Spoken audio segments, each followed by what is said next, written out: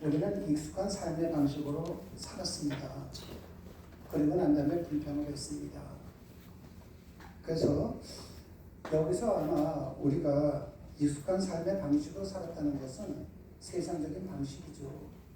세상 사람들이 추구하는 대로 나는 죄를 짓지 않고 세상 방법대로 살면은 이것이 나는 옳은 줄 알았습니다. 그리고 열심히 살았는데 제 삶 속에 만약에 원치 않는 것이 들어온다든지 원하는 것이 들어오지 않았다든지 할 경우에는 불평을 했습니다. 오늘 말씀 내용이 이 부분을 많이 차지합니다. 그리고 저희를 변화시켜 주십시오. 이렇게 기도를 마무리하셨습니다.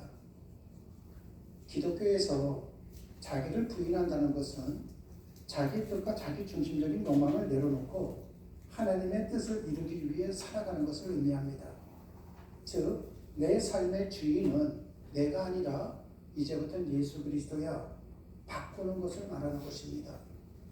이런 차원에서 그리스도인에게 있어서 십자가의 길은 단순한 고난이 아니라 예수 그리스도를 본받아 자기를 부인하고 하나님의 뜻에 온전히 복종하는 삶의 방식을 말하는 겁니다.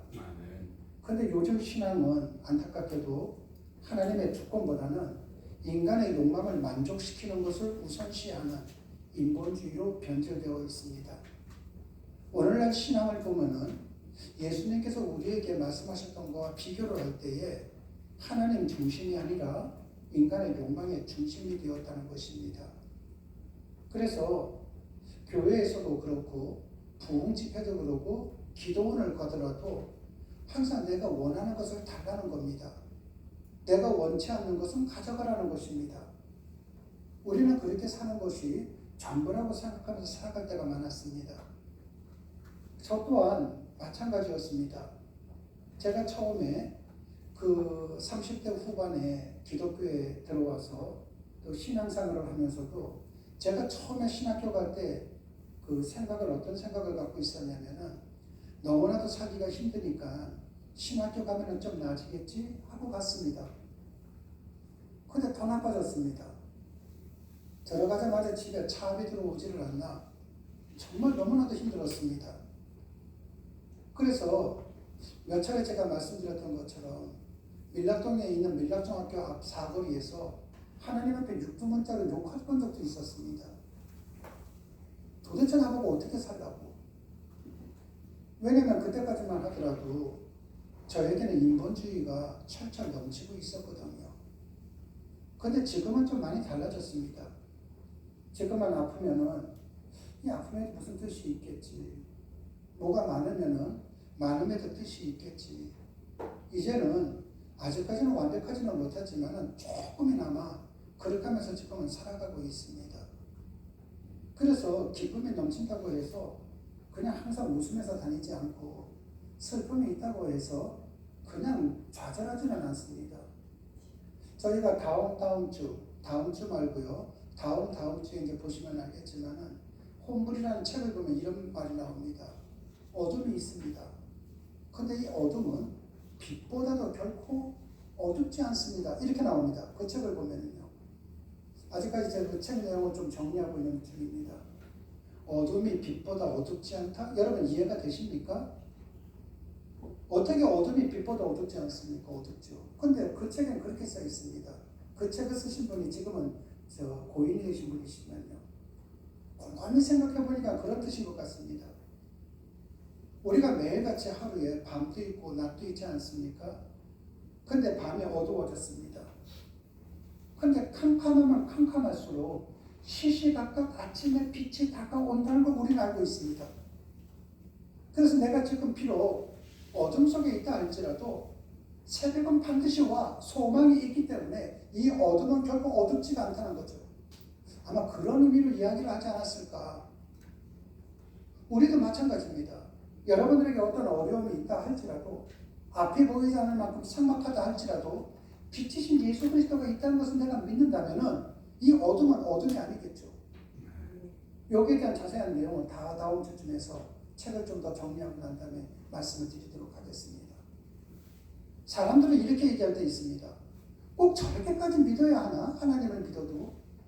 꼭 저렇게까지 하면서 살아야 하나 할 만큼 사람들이 이야기할 때가 있습니다. 맞습니다. 신앙은요, 미련스럽다 할 만큼 신앙을 지키며 길을 걷는 겁니다. 세상의 이익과 계산을 내려놓고 오직 믿음과 순종만으로 좁은 길을 묵묵히 걸어가는 헌신의 삶을 사는 것이 신앙입니다. 한마디로 철저하게 나를 하나님께 드리는 것이 신앙입니다. 눈앞의 이익보다는 하나님의 뜻을 먼저 구하는 겁니다. 고난과 오해 속에서도 물러서지 않고 책임을 다하는 겁니다. 내 자아를 내려놓고 온전히 하나님을 의존하는 겁니다. 삶 속에서 사랑과 공의를 행하는 겁니다. 왠줄 아십니까? 오늘 대표 기도를 해주실 때 우리 권사님이 제일 먼저 전능하신 하나님 아버지 했습니다.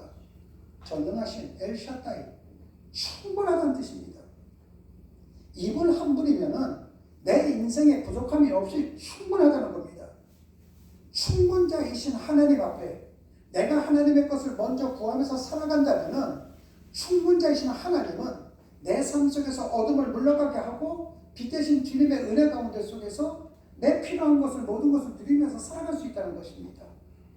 그래서 내 삶 속에서 하나님의 사랑과 공의를 행하는 것입니다. 그런데 세상 사람들은 어떻습니까? 세상 사람들은 세상적으로 잘 살려고 합니다. 그래서 십자가의 길을 걷는 것을 보면 세상의 눈으로는 어리석게 보일 것입니다. 아니 밥이라도 먹고 살아야 되는데 저렇게 궁상맞은 삶을 살면서 예수를 찾아? 너 때문에 예수 안 믿을 수도 있겠다. 사람들이 볼 때는 어리석겠죠. 그러나 영적으로는 가장 깊은 가치와 은혜를 찾아가는 여정이 신앙의 길입니다. 이것이 오늘 우리에게 주는 메시지입니다. 요즘은 아파트와 빌딩이 빽빽하기 때문에 예전과는 좀 다릅니다. 그러나 예전에는 어떻습니까? 고향하면은 오두막집을 연상했습니다. 그리고 유년 시절의 추억과 포근함과 안정감을 주는 부모님이 계시는 고향집은 언제든 돌아갈 수 있는 그리움을 연상케 했습니다. 그러므로 몸이 아플 때 어머니와 고향이 생각나는 것은 인간이라면 누구나 당연한 감정입니다. 지금도 마찬가지 아닙니까? 자식들이 몸이 아파 보십시오. 거기가 아파트든 오두막집이든 부모님이 계신 곳을 가고 싶겠죠. 왜냐하면 그것은 생명의 근원인 어머니의 따뜻한 손길과 유년의 추억이 남아있는 편안한 고향은 우리에게 가장 근원적인 치유의 공간이기 때문입니다. 이원수 작사 그리고 홍남파 작곡에 고향의 봄이란 노래가 있습니다. 그런데 여기서 이원수 작사는요, 중학교 16살 때 이 글 쓴 겁니다. 방정환 선생이 어린이 잡지를 발간을 하셨는데 거기에 출모했다가 당선된 것을 홍남파 선생께서 작곡을 하셔갖고 만든 노래가 이 노래입니다.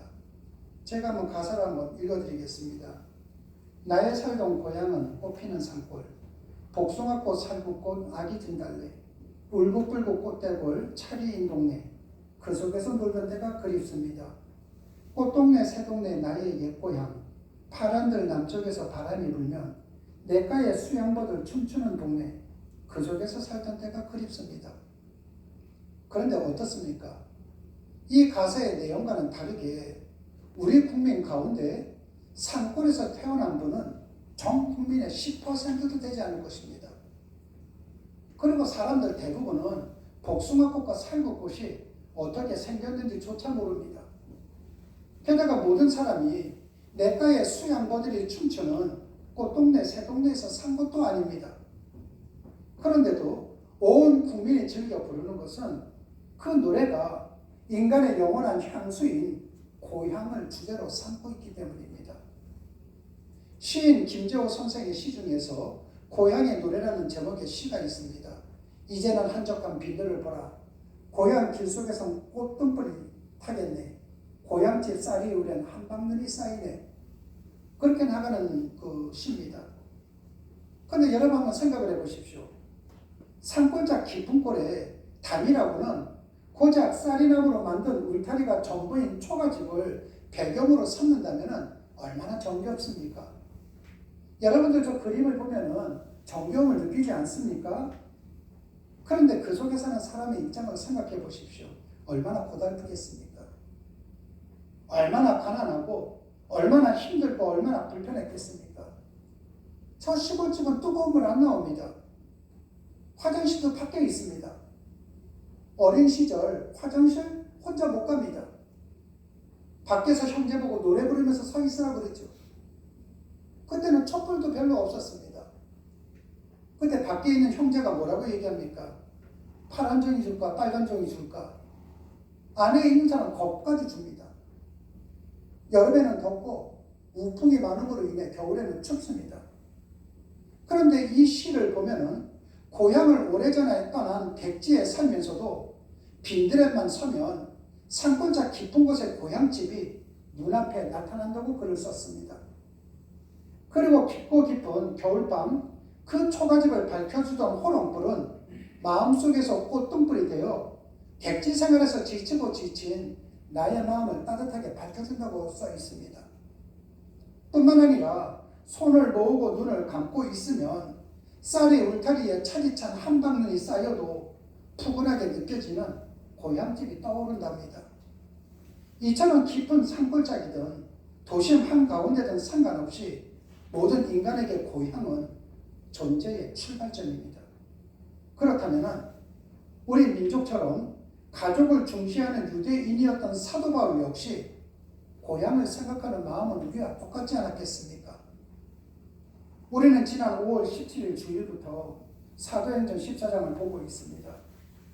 그 내용들을 보면은 루스드라 사람들은 선천성 하반신 마비자를 일으켜 세운 사도 바울을 그리스 신화 속에 나오는 신이라고 믿을 정도로 바울에 대한 경외심을 가지고 있었습니다. 그러나 이고니온과 비스디아 안디옥에서 온 유대인들이 그들을 교묘하게 충동질하자 루스드라 사람들은 그들과 함께 바울을 죽이기 위해 돌로 바울을 쳤습니다. 돌 세례를 받은 바울이 쓰러져 움직이지 않자 바울을 돌로 친 사람들은 바울이 죽었다고 단정을 했습니다. 그리고 단정을 하고 난 다음에 바울의 시체를 질질 끌고 가서 성 밖에다가 버렸습니다. 그러나 우리가 보았듯이 모든 사람이 죽었다고 단정한 바울은 죽지 않고 일어났습니다. 그런데 돌에 맞아 상처투성인 바울은 그 몸을 끌고 방금 죽음의 돌세례를 받았던 루스드라 성 안으로 다시 들어갔습니다. 여러분 상식적으로 어떻습니까? 이게 가능한 것입니까? 지금 사도 바울은 루스드라 성 안에서 지금 돌판내지를 맞고 죽었습니다. 성 밖에다가 버렸습니다. 그런데 살아났습니다. 온몸에 피투성이었을 텐데 그 몸을 끌고 다시 들어갔다는 것입니다. 여러분 그것이 어떤 것입니까? 그것은 방금 자신을 돌로 친 사람들이 득실거리고 있는 것입니다. 그럼에도 불구하고 바울은 자신은 돌에 맞아 쓰러져도 자기 속에서 역사하시는 예수 그리스도의 생명만큼은 결코 꺾고 그치지 않는다는 걸 보여주기 위해 바울은 지금 글로 들어간 것입니다. 아무리 너희들이 나를 짓밟아도 내가 전하는 예수 그리스도의 진리는 절대로 짓밟히지 않는다는 것을 그들에게 보여주기 위해 바울이 지금 글로 들어간 것입니다. 제가 한 3, 4일 전인가요? 집사람하고 차를 타고 오면서 그런 얘기를 해줬습니다. 아프리카에 있는某나라에서 있었던 일이다. 그걸 그대로 한번 얘기를 한번 좀 짧게 한번 드려보도록 하겠습니다. 그때 그 독재자가 기독교를 믿는 사람들을 죽이기 시작한 겁니다. 예배를 못 드리게 한 겁니다. 그런데 지방의 시골에 있는 그 교회에 있는 목사님을 불러다가 잡아다가 이제 고문을 가한 것입니다. 그때 그 교회 안에 있었던 성도들이 얼마나 불안했고 얼마나 공포심을 느꼈겠습니까? 그런데 그 고문을 당했던 목사님에게 그 독재 정권이 뭐라고 얘기를 했냐면은 네가 다시 예배당 있는 데로 간다면은 너와 네 모든 성도는 다 죽일 수도 있어. 그러니까 너는 오늘도 그 동네에 가지 말고 딴 데로 가. 하나님 믿지 마. 이렇게 얘기한 겁니다. 근데 불안에 떨고 있는 성도들이 있는 곳으로 목사님이 가셨습니다.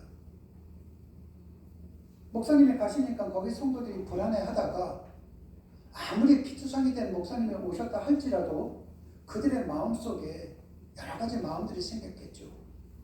그 중에 하나는 이런 마음이 생겼다고 합니다.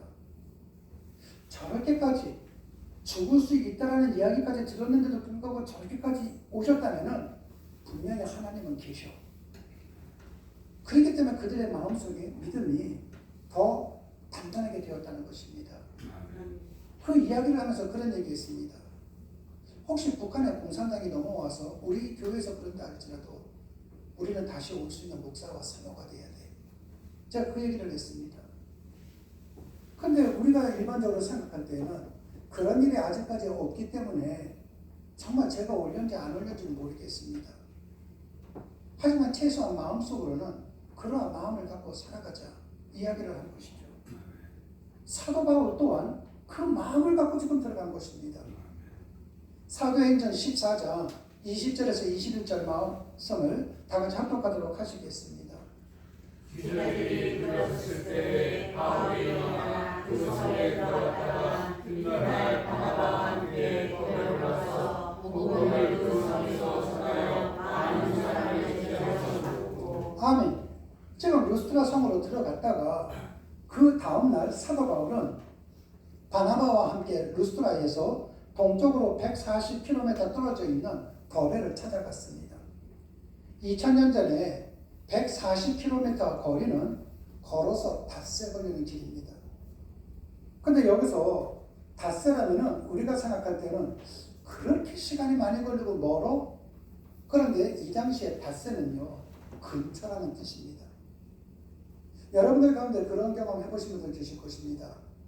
젊었을 때, 지금은 그런 게 없겠지만요, 젊었을 때 시골에 가면은 길을 물어봅니다. 할아버지 여기에서 어디 가려고 그러면은 얼마큼 가야 됩니까? 저기 가면 돼. 꼭 그렇게 얘기하셨어요. 제가 운전을 할 때도 그랬고요. 한참을 갑니다. 도시 사람이 생각할 때는 한참인데 시골에 살았던 분들은 대부분이 걷기 때문에 10리, 20리 저기예요. 제가 초등학교 때 제 고향에서 학교를 다닐 때에도 버스 정류장으로 하면 몇 정거장입니다. 근데 얘기할 때 보면요, 저기예요. 마찬가지로 이 당시에 140km 닷새 걸리는 게 거기는 저기에 불과한 것입니다. 이 차원에서 여러분들께서 말씀을 들으셔야 됩니다. 그렇지만은 사도 바울의 지금 몸이 정상은 아니거든요. 피투성입니다. 상한 몸으로 거기까지 간다는 결코 짧은 거리는 아니었습니다.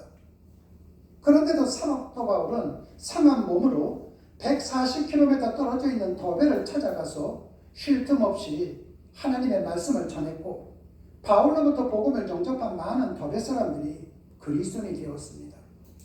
그런데 사도 바울이 마지막 선교지로 택했던 더베에서 동쪽으로 200km도 채 못 미친 곳에 사도 바울의 고향인 다소가 있었습니다. 평소 바울이 건강한 상태라면 지적인 고향을 그냥 지나칠 수 있습니다. 그러나 지금 바울의 몸은 아픕니다. 상처 투성이에다가 바울의 일생에서 지금만큼 그의 심신이 지쳐 있을 때는 없었을 것입니다. 그렇다면 고향을 지척에 둔 바울로서는 모든 인간이 본능적으로 찾아가기를 소망하는 부모님이 계시는 고향으로 가서 사랑하는 가족들의 따뜻한 보살핌 속에서 상한 몸을 추스리고 지친 마음을 달래는 것이 마땅하지 않겠습니까? 그러나 사도 바울은 고향을 지척에 둔 더베에 이르러서도 고향을 찾아가지를 않았습니다. 14장 21절 말씀입니다. 합독하시겠습니다. 복음을 그 성에서 전하여 많은 사람을 제자로 삼고 루스드라와 이고니온과 안디옥으로 돌아가서 아멘. 사도 바울은 자신이 오래전에 왔던 길을 역행해서 루스드라와 이고니온과 비스디아 안디옥으로 되돌아갔습니다. 여러분, 지금 이곳이 어디입니까? 루스드라, 이고니온, 비스디아 안디옥? 돌로 때린 곳이죠. 귀빈과 유력자들을 선동해서 내쫓은 것이죠. 돌에 맞아 죽은 것입니다. 그런데 그 길로 지금 되돌아갔다는 것입니다. 그런데 더 한 것은 사도 바울이 자기가 처음에 출발했던 곳을 가기 위해서는 고향을 직진을 해서 가면은 빠릅니다. 그런데 빙글 돌아가는 길입니다. 그런데 그 길은 편한 길이 아니었잖아요. 자신을 돌로 때린 곳이고 자기를 쫓아낸 곳이고 자기를 죽이고 곳입니다. 한마디로 그 길은 가는 곳마다 바울을 죽이려고 하는 유대인들로 득실거리는 길이었습니다. 게다가 돌고 도는 길이었습니다. 그런데도 불구하고 바울은 그 길을 택한 겁니다. 바울이 그 길을 선택한 이유는 그 길 위에 있는 성읍 등에서 자신으로부터 복음을 영접했던 그리스도인들을 다시 만나서 그들의 믿음을 북돋아주기 위함이었던 것입니다. 여러분들이 이 세상을 살면서 때때로는 좀 돌아갈 필요도 있습니다. 이거는 길만을 이야기하는 것이 아닙니다. 극단적 표현으로 한번 제가 이렇게 설명을 드려보겠습니다. 내가 지금 저거를 사고 싶어요. 그래서 내 호주머니에 지금 10만 원을 넣고 가고 있습니다. 근데 가는 길에 나는 저것을 사기 위해서 몇 날 며칠을 10만 원을 모아서 가는데 여기 정말로 아파서 어려운 사람이 있습니다. 이 아픔을 지금 쫓아내기 위해서, 어려움을 쫓아내기 위해서 10만 원이 필요합니다. 그럼 주라는 겁니다. 오늘 사지 못할 거 내일 모레 좀 돌아서 사시라는 것입니다. 그리스도인들은 그래야만 됩니다. 그리스도인들이 세상 사람들과 똑같다면은 교회가 왜 필요하겠습니까? 기독교인이 세상 사람들과 똑같이 산다면은 우리가 이 자리에 나올 이유가 뭐가 있겠습니까? 아무것도 없습니다. 여러분, 계란으로 바위를 깬다는 말이 있습니다. 100개를 던져보십시오. 절대로 바위는 깨지지 않습니다. 1000개를 바위에다가 계란을 던져보십시오. 박살나는 것은 계란뿐입니다. 바위는 깨지지 않습니다. 그런데 그 계란을 깨지를 말고 던지지를 말고 어미의 품에서 품었다고 쳐보십시오. 품어서 부화가 돼서 계란이 된다면 바위를 깨는 것이 아니라 바위를 넘어갈 수 있습니다. 계란 혼자만은 힘들죠. 어미가 품어야만 됩니다. 우리의 힘으로는 저 바위 못 깹니다. 여러분의 삶 속에 있는 질병이라는 바위 못 깹니다. 여러분의 삶 속에 있는 가난이라는 바위 못 깹니다. 그런데 주님께서 품어주신다면 그 주님에 의해서 저 바위를 넘어갈 수 있습니다. 아픔을 넘어가는 것이고 가난을 넘어갈 수 있습니다. 그러기 위해서는 좀 달리 살아야 되거든요. 기독교인들은 다른 마음을 가져야만 됩니다. 사도행전 14장 22절 말씀을 다 같이 합독하도록 하시겠습니다.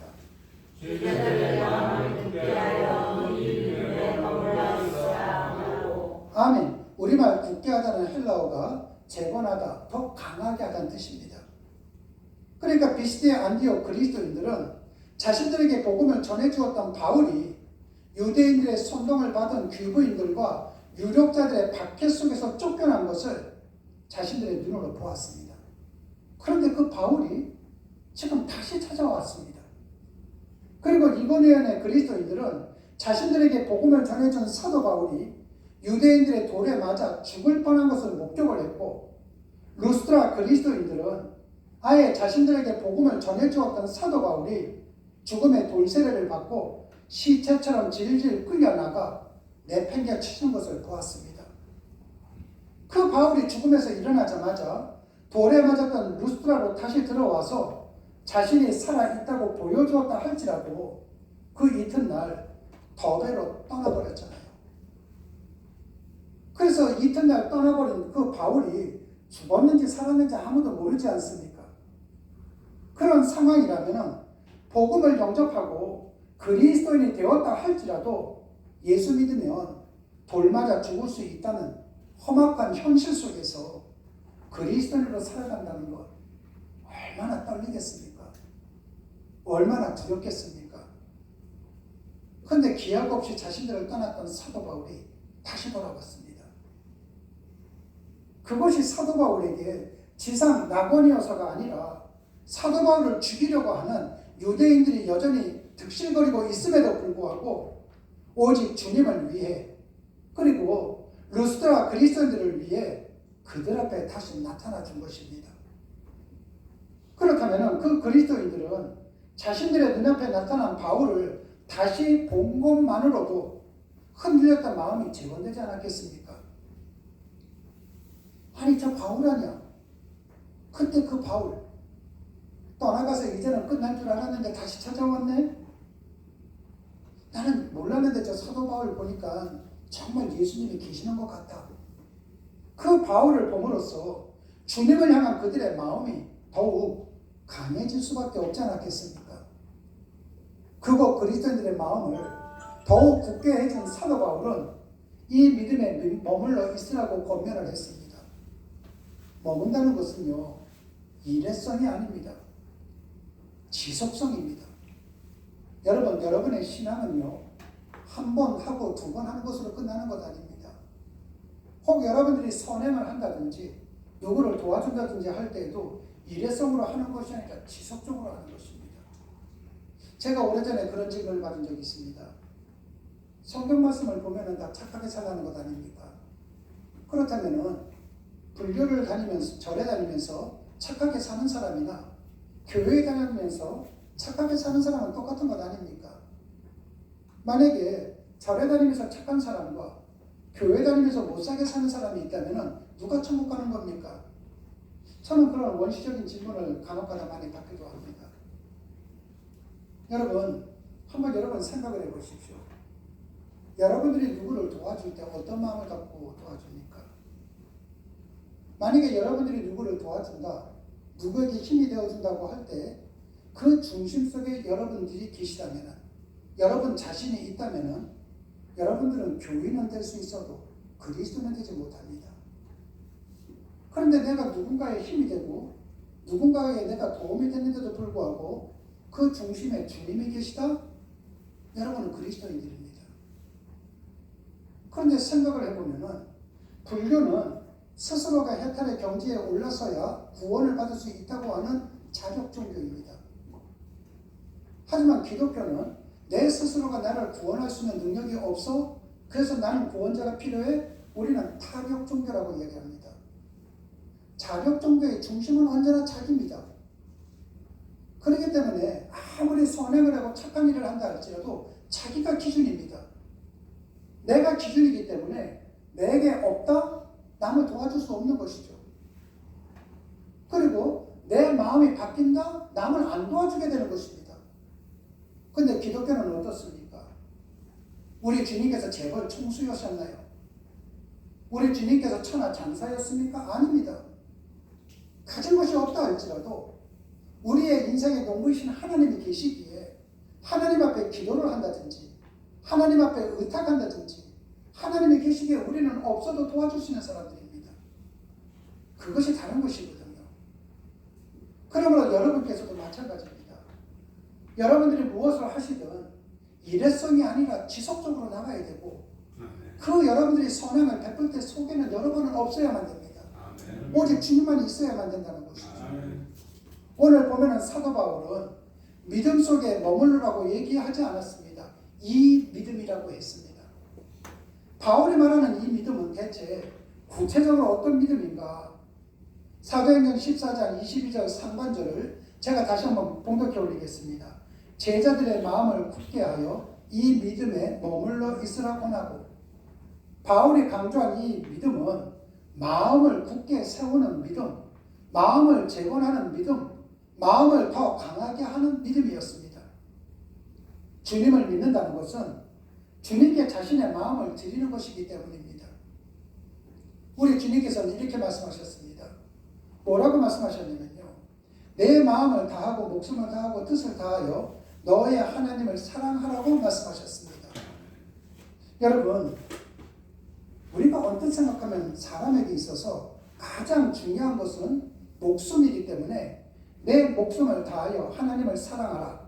목숨을 가장 먼저 언급하는 것이 타당한 것처럼 느껴집니다. 그런데 예수님께서는 목숨을 제일 먼저 말씀하신 것이 아니라 내 마음을 다하고 목숨을 다하여 하나님을 사랑하라고 말씀하시므로 마음을 가장 먼저 언급했습니다. 그 이유가 무엇인 줄 아십니까? 자기 마음을 하나님께 드릴 수 있는 사람만이 자기 목숨을 드릴 수 있기 때문입니다. 인간의 목숨이 마음을 끌고 가는 것이 아니라 마음이 자기의 목숨을 견인해 가는 것입니다. 그래서 마음이 우울한 사람들은 어떻습니까? 때때로 자살까지 생각합니다. 마음이 우선이죠. 그러므로 참된 믿음은 하나님 앞에서 날마다 자신의 마음을 굳게 세우는 것이요, 하나님의 말씀 안에서 매일 자기 마음을 재건하는 것이요, 하나님의 말씀을 힘입어 자기 마음을 더욱 강하게 지키는 것입니다. 그러므로 이 믿음에 머물러 있으라는 바울의 이 권면은 실은 바울 자신의 신앙 고백이기도 했습니다. 주님을 만나기 전에 사도 바울은 예수님을 대적했고 교회를 짓밟았던 사람이었습니다. 그래서 그리스도인들을 색출해서 연행하고 투옥시키는 것을 천직으로 삼던 폭도가 바울이었습니다. 그러한 바울은 다메섹 도상에서 하나님으로부터 일방적인 구원의 은총을 입은 뒤에 그의 마음은 일평생 어떤 경우에도 흔들림이 없었습니다. 그래서 그의 마음은 날이 갈수록 더욱 굳건해 세워져 갔고 더욱더 강화되었습니다. 그 바울이 이런 고백을 했습니다. 한번 합독하도록 하시겠습니다. 누가 지혜의 마음을 알아서 주를 가르치느냐? 그러나 우리가 그리스도의 마음을 가졌느니라. 아멘. 사도 바울은 아예 예수 그리스도의 마음으로 살았습니다. 자신의 마음을 온전히 주님께 드리고 주님은 자기 마음의 주인이 되게 한 것입니다. 사도 바울이 주인으로 모셨던 주님은 인간의 죄값을 대신 치러주기 위해 십자가에서 제물로 돌아가셨다가 사흘째 되는 날 죽음을 깨뜨리고 부활하셨습니다. 죽음도 이기시는 그 주님을 자기 마음의 주인으로 모시고 그 주님의 마음으로 살았으니 사도 바울이 세상 어떤 환경 속에서도 흔들릴 리가 있겠습니까? 어떤 사건이 있다 할지라도 사도 바울의 마음이 흔들리겠습니까? 내 속에 지금 죽음도 이기신 주님이 함께 하시는데 뭐가 걱정이 되겠습니까? 내가 지금 걱정합니다. 내 속에 주님의 마음이 없는 것이죠. 내가 지금 흔들리고 있습니다. 내 속에 지금 주님이 없는 것이죠. 여러분 사도 바울을 보십시오. 버가에서 풍토병에 걸렸어도 사도 바울은 그 풍토병에 걸린 허약한 몸을 가지고 어떻게 했습니까? 3,000m가 되는 험한 타우스 산맥을 걸어서 넘어갔습니다. 저 산을 왜 넘어가는 줄 아십니까? 복음을 전하려고요. 사도 바울이 입으로 복음을 전하려고 했겠습니까? 아니요. 입으로 전하고 삶으로 보여주기 위해서요. 사도 바울은 두려운 게 없었던 것입니다. 뿐만 아니라 그 이튿날 상한 몸을 이끌고 마지막 전도지인 더베까지 찾아가서 쉴 틈도 없이 하나님의 말씀을 전했고 고향이 지척인 곳에 당도하였음에도 모든 인간이 본능적으로 가기 원하는 고향을 찾지 않고 도리어 자신을 죽이려고 하는 유대인들이 득실거리는 르스드라와 이고니온과 비스디아 안디옥을 찾아갔습니다. 그리고 그곳에 있는 그리스도인들의 마음을 굳게 해주고 재건해주고 강화시켜주면서 이 믿음에 머무르라고 권면을 해줄 수 있었던 것입니다. 이처럼 일평생 주님을 위해 살던 바울의 삶이 이 세상 그 어떤 영화보다도 우리 하나님의 아름다운 작품이 아니겠습니까? 그런데 그렇게 된 것은 사도 바울의 마음이 출발점이 되었기 때문입니다. 다윗은 시편 57편 7절을 통해서 이렇게 이제 고백을 했습니다. 합독하시겠습니다. 하나님이여 내 마음이 강성되었고 내 마음이 강성되었사오니 내가 노래하고 내가 찬송하리이다. 아멘. 하나님을 향해 마음이 확정되는 것이 얼마나 중요하면 다윗은 내 마음이 확정되었다고 2번씩이나 고백을 했습니다. 우리말 확정하다는 히브리어 굳게 세운다는 뜻입니다. 믿음은 주님께 자신의 마음을 드리는 것입니다. 주님을 사랑한다는 것도 주님께 자기 마음을 드리는 겁니다. 상황에 따라서 변하는 것 아닙니다. 그것도 한 번 드리는 것으로 그치는 것이 아니라 어떤 상황 속에서든 지속적으로 자기 마음을 드리는 겁니다. 주님께 자기 마음을 드릴 수 있는 사람만 주님께 자기 생명을, 자신의 삶을 온전히 드릴 수 있습니다. 이런 의미에서 우리 모두 주님을 향해 우리의 마음을 확정하십시다. 날마다 주님 앞에서 우리의 마음을 굳게 세우고 주님의 말씀 속에서 우리의 마음을 재건하고 주님의 말씀에 힘입어 날이 갈수록 우리의 마음을 더욱더 강하게 지켜나가십시다. 아멘. 우리가 비록 보잘것이 없는 존재라 할지라도 주님의 사랑과 생명이 충만하게 역사하실 우리의 삶은 무사람을 살리는 또 하나의 사도 행전으로 엮어가게 될 것입니다. 그러나 이것은 우리 홀로는 절대로 불가능하지만 주님께서 우리와 함께 계시기에 내가 어떠한 사람이든 그것은 가능해질 수 있다는 것입니다. 기독교 신앙은 인간의 경험과 이성으로 이해하기 어려운 신비의 진리를 따르는 길입니다. 세상의 기준인 성공, 힘, 자기 증명과 정반대되는 방향을 향하기 때문에 때로는 상식을 초월하는 좁은 길로 여겨지기도 합니다. 신앙의 길은 상식이 필요한 것이 아닙니다. 오직 하나님의 말씀만이 필요합니다. 얼마 전에 어떤 분이 저한테 했던 질문을 드리면서 말씀을 이제 정리하도록 하겠습니다. 그분은 교회를 안 다니시는 분입니다. 교회를 안 다니시는 분이 저한테 이야기를 하는데 이렇게 얘기를 했습니다. 그래도 세상에 살아가려면 밥 3끼는 먹어야 되지 않겠습니까? 그런데 누가 쌀을 주겠습니까? 아무도 안 줍니다. 돈을 벌어야만 됩니다. 그런데 내가 돈을 버는 것은 치열한 전쟁터입니다. 고지고대로 전쟁했다가는 내 가족들에게 쌀을 살 돈을 만들 수가 없습니다. 그래서 때때로는 거짓도 해야 되고 때때로는 욕심을 부리기도 해야 되고 때때로는 열심을 부리기도 해야 합니다. 그런데 제가 교회를 다니지 않는 이유 중에 하나가 그겁니다. 교회는 다 그것을 하지 말라는 것입니다. 교회는 누군가가 경쟁하지 말고 양보하라는 것입니다. 양보를 하면 제 사업장 문 닫아야만 됩니다. 하지만 나는 누구에게 괴롭힘을 준다든지 못된 짓을 안 하고 살아가려고 노력은 하고 있습니다. 그렇게 살다가 죽었는데 지옥 간다면 할 수 없는 것 아니겠습니까? 그러면서 자기 같은 사람이 자기뿐만이 아니라 많지 않겠느냐는 식으로 얘기를 한 겁니다. 그래서 그분에게 얘기를 드렸죠. 선생님이 질문한 것은 성경에는 답이 없습니다. 성경에는 이 세상의 법칙에 대해서 성공이라든지 출세라든지 이런 부분에 대해서는 한 말씀도 하지를 않습니다. 어쩌면 선생님 말대로 하나님의 말씀대로 살아간다면 가난하게 살아갈 수도 있습니다. 역으로 세상 속에서 세상의 법칙으로 살아가시면서 돈을 많이 버신다면 세상 속에서 누구보다도 좋은 거 먹고 좋은 차 타고 좋은 집에서 살 수 있습니다. 그러나 그것은 태어날 때서부터 그렇게 되는 것이 아니라 그 사람이 일하는 시점으로 본다면 길어야 3, 40년 정도 될 것입니다. 짧은 3, 40년 동안 그렇게 살다가 만약에 내가 세상을 떠난다면 선생님 앞에는 영원은 열리지 않을 것입니다. 하지만 기독교는 그렇지가 않습니다. 내가 3, 40년 동안 누구에게 양보하면서 살아가는 것 아닙니다. 세상 사람들은 그걸 양보라고 생각하지만 기독교에서는 그것을 더불어 살아간다고 얘기합니다. 힘들어하는 사람 손 잡아주는 것이 양보입니까?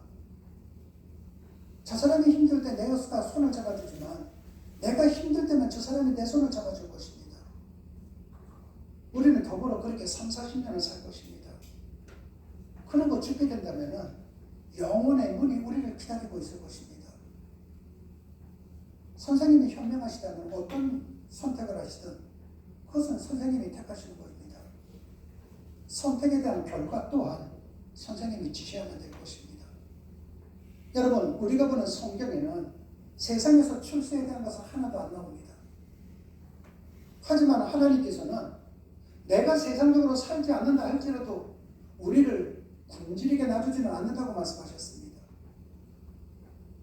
내가 고래등 같은 귀한 집에서 매일같이 불안한 마음을 가지고 티격태격 살 것인가, 아니면은 초가 삼가에서 산다 할지라도 가족끼리 웃으면서 살 것인가, 이것이 성경이 말하는 기준입니다.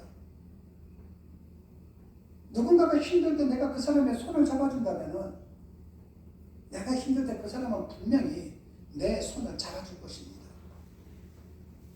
누군가의 자녀를 위해서 내가 기도를 한다면은 내 자녀를 위해서 누군가는 기도를 해줄 것입니다. 그것이 더불어 살아가는 것입니다. 그러기 위해서는 여러분 모두다가 여러분의 마음을 하나님께 드리는 것이 필요합니다. 아멘. 하나님 앞에 드리지 않는 자는 어쩌면 예배가 끝나고 난 다음에도 자기의 고민 또는 자기의 그 시련, 자기의 근심 속에서 살아갈 수밖에 없을 것입니다. 그러나 하나님 앞에 마음을 드리는 자는 내 환경 속에서 장맛비가 내린다 할지라도, 한겨울에 폭풍이 분다 할지라도 내 삶 속은 따뜻한 고향집이 될 것입니다. 아멘. 저는 여러분 모두다가 따뜻한 고향집에서 사시는 그러한 삶을 살아가시기를 주님의 이름으로 축원합니다. 아멘. 기도하시겠습니다. 사랑의 주님, 다윗의 마음이 주님을 향해 확정되고 확정되었기에 베들레헴의 이름 없는 양치기 출신이었음 망정 일평생 하나님을 찬양한 다윗은 이스라엘의 영원한 벽이 되었습니다. 사도 바울이 주님을 자기 마음의 주인으로 모시고 주님의 마음으로 살았기에 교회를 짓밟던 폭도였던 그가 인류의 역사를 새롭게 하는 영원한 사도가 되었습니다. 사랑의 주님, 비정교의 성도들인 우리의 삶도 그렇게 되기를 원합니다. 아멘. 우리 모두도 주님을 주인으로 평생 모시고 살아가는 진정한 그리스도인이 될 수 있도록 은혜를 베풀어 주시옵소서. 주님 고맙습니다. 예수님 이름으로 기도드렸습니다. 아멘.